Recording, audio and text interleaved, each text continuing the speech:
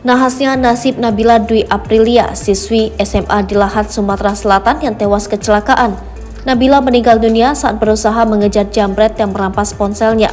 Kepergian Nabila menyisakan luka yang mendalam bagi keluarga. Sehari sebelum kepergian Nabila, sang ayah mengungkapkan jika putrinya sempat memberikan pesan. Malam itu, dia kami minta pergi ke warung untuk membeli telur, tomat, dan keperluan memasak. Tapi kami tunggu-tunggu nggak pulang, hingga kami mendapat kabar kalau anak kami itu kecelakaan dan sudah dibawa ke rumah sakit, kata Suyitno, paman almarhum Nabila. Saat ditemui di rumah sakit, tutur Suyatno, keponakan yang sudah ia asuh sejak kecil tersebut sudah meninggal dunia. Dimakamkan Senin kemarin, ujarnya. Menurut informasi yang pihak keluarga dapat, sebelum meninggal almarhum melakukan pengejaran terhadap jambret yang mencuri handphonenya. Saat disuruh ke warung beli telur, Nabila sempat menemui temannya masih di Kelurahan Gunung Gajah. Diduga sepulang dari rumah temannya, handphone yang diletakkan di dashboard motor dijambret. Keponakan saya berusaha mengejar dan berteriak. Malang ia kecelakaan hingga meninggal. Handphonenya hilang saat kami hubungi sudah tak aktif lagi, kata dia.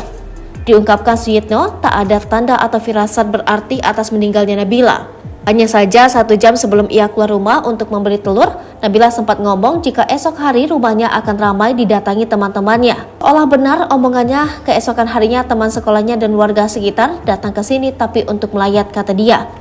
Pihak keluarga sangat kehilangan, apalagi keponakannya yang terkenal sangat ramah. Almarhumah bercita-cita setelah tamat sekolah ingin kuliah.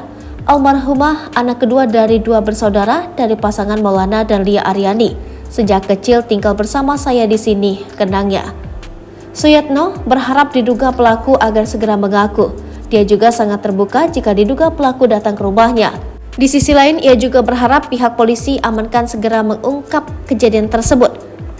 Ya, kita berharap pelaku segera menyerahkan diri, harapnya. Kapolres Lahat AKBP S. Kunto Hartono SIK melalui Kasat Reskrim AKP Sabta Eka Yanto SHMH menerangkan sebelum meninggal korban mengendarai motor Vario dan meletakkan handphone merek Vivo Y15 miliknya di dashboard motor. Naas saat melaju di kawasan Perumnas Selawi Lahat sekitar pukul 21 Minggu 13 Agustus 2023 handphone milik dijambret pelaku. Tak ingin handphone miliknya hilang, korban kemudian melakukan pengejaran. Korban berusaha mengejar sambil berteriak. Saat korban mengejar itu tepatnya di Jalan SMP 4 Lahat, korban mengalami kecelakaan.